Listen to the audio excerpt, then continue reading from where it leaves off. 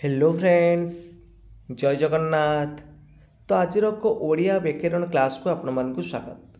तो आज क्लास रे आम डिस्कसन करवा ध्वनि वर्ण और वर्णमाला जहाँकि आपण मानक निश्चित भाव में आगामी सिटी परीक्षा बा सिटी एंट्रांस एग्जाम बहुत बहुत हेल्पफुल कर। तो निश्चित भाव में आपण मानकर ये टॉपिक रु 2 मार्क प्रश्न निश्चित भाव में आसो। तो निश्चित भाव में आम 10 दिन भितर टोटाली सिलेबस को आम कंप्लीट करवा। जदि आपण मानक भिडियोटी भल लगे निहाती भाव में लाइक करेंगे, कमेंट करेंगे, ता सहित शेयर करेंगे। जो पिला माने कि चैनल को प्रथम थर पर विजिट करुवे चैनल को सब्सक्राइब कर रखिए। तो चलतु डेरी नक आज क्लास को आरंभ करवा। प्रथम जाना ध्वनि कौन।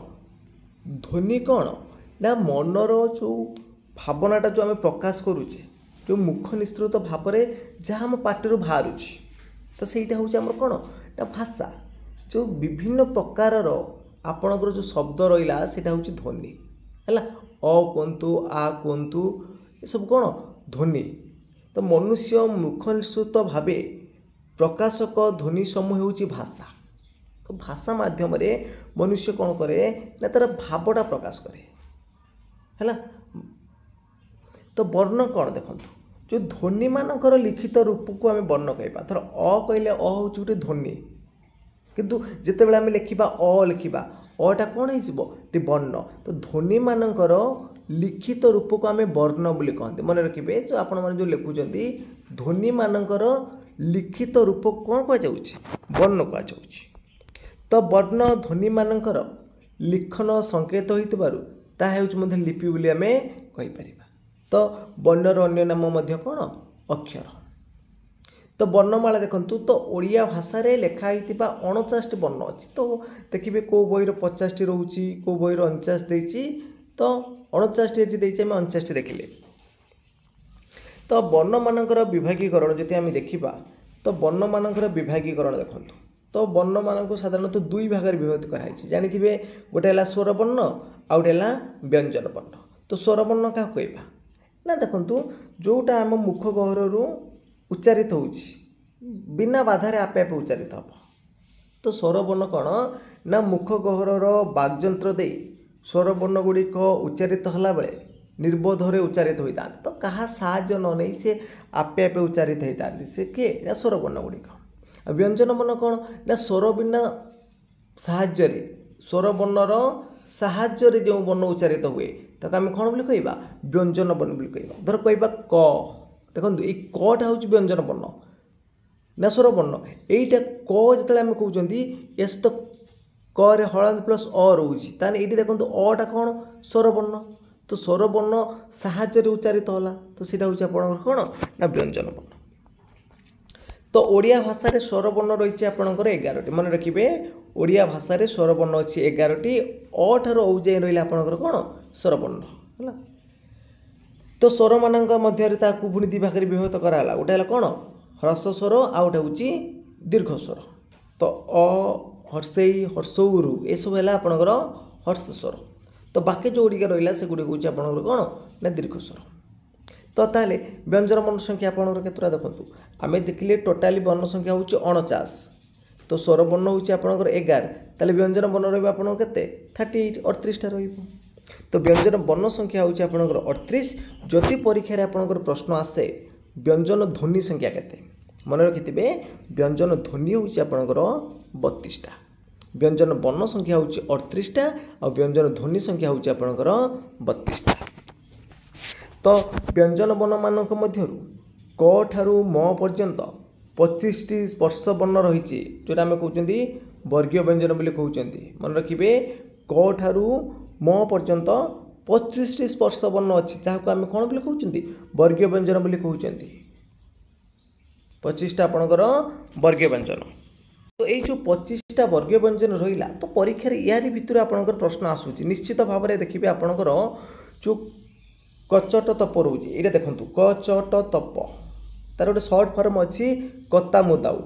ये भी मन रखिए कता मुदाऊ परीक्षा प्रश्न केमी आसे ना आपणकर केउटा तालव्य वर्ण रे जाउछि 4टा ऑप्शन दे दी आपणकर ट ठ त च कोटा या भितर आपणकर तालव्य वर्ण जाऊँगी तो आपण मैंने ता भर चूज करेंगे तो ये आपंकर परीक्षा प्रश्न आसो तो क वर्ग में देखूँ क वर्ग आम कहते कंठ्य वर्ण बोले कहते क ख ग घ उ कंठ्य वर्ण है आपंकर 5टी ताको आम क वर्ग में रखिले तापर आसला च वर्ग चटा देखु उच्चारण बेले आप देखिए क ठारू उ जाए उच्चारण बेले कंठर सृष्टि होना ना क कंठर सृष्टि है एमती उ पर्यंत देखिए तार सृष्टिटा हूँ कंठर तापर आसला तालव्य माने तालुर उच्चारित आसब च छ ज झ निय सब तालुर सृष्टि होची ताको आम तालव्य वर्ण बोली कहबा तापर आसला ट वर्ग टटा हूँ कौन मूर्धाण है ताको आम मूर्धना वर्ण बोली कहती त ठारू न जाए हूँ मूर्धा वर्ण सेमती त ठारू न जाए त थ द ध दंते न तो ये दांतर सृष्टि होना नहीं देखो कहला बेले तो आम जीव जाकि दांत आगे बसुचे ना नहीं तो ठारू न जाए कहला बेले से आम दंत्य वर्ण बोली कहवा तापर आसो देखो प ठारू म जाए तो प फ ब भ म तो कहला बेले देखूँ ना दुईटा ओठर प दुईटा ओठ जोड़ी होचे ना नहीं तो ओष्ठ वर्ण बोली आम को कहवा तो यहाँ हूँ आपंकर इम्पोर्टाट कहीं परीक्षार यार भितर ही प्रश्न आसुच्छी कचट तप भितर प्रश्न आसब परीक्षा दे ब वर्णटा क्यों वर्गर जाऊँगी कंठ्य तालव्य मूर्धा ओष्ठ्य तो ये क्वेश्चन आसब नचेत दे आपणकर केउटा दंत वर्ण नुहे परीक्षा एमती क्वेश्चन आसब केउटी दंत्य वर्ण नुहे आप ऑप्शन दे त थ न आउ ब तो आप या भितर बाछे तो यार भितर निश्चित भाव में आपंकर गोटे कि दुटा प्रश्न आस तो सेमती आम देखा जो अवर्गीय व्यंजन तो आप देखिले 38टा हूँ आपंकर कौन टोटाली व्यंजन वर्ण ता भर 25टा पलैले बाकी रहा आपंकर 13टी जो 13टी आपंकर हूँ अवर्गीय व्यंजन ता भर देखु अंतस्थ वर्ण किए किए रही अंतस्थ वर्ण गुड़िक मन रखु उष्म वर्ण किए किए तालबेश मुदनेश दंतेश ह है आपंकर उष्म वर्ण परीक्षा आसब अजगभा वर्ण किए ना अनुस्वर विसर्ग चंद्रबिंदु मन रखिए या भितर गोटे प्रश्न भी आपंकर आसीपे है अंतस्थ वर्ण आ उष्म वर्ण मन रखिए उष्म वर्ण हूँ आप किए तालबेश मुदनेश दंतेश ह अजगभा वर्ण किए ना अनुस्वर विसर्ग चंद्रबिंदु तो अनुनासिका वर्ण जो आम देखा तो अनुनासिका वर्ण कौन ना आम जो देखिले प्रत्येक वर्ग व्यंजन देखूँ जो प्रत्येक वर्गर शेष वर्ण गुड़िक देखूँ ये जो उ निय न म ये वर्ण गुड़िक शेष रही नहीं कि तो ये आम कौन बोली कहबा ना अनुनासिका वर्ण बोली कहबा है जेहेतु एगुड़िक कौन ना कहार नासिकार साहाय्य निया जाइथिबारु एगुड़िक अनुनासिका बा अनुनासिका वर्ण बोली कहती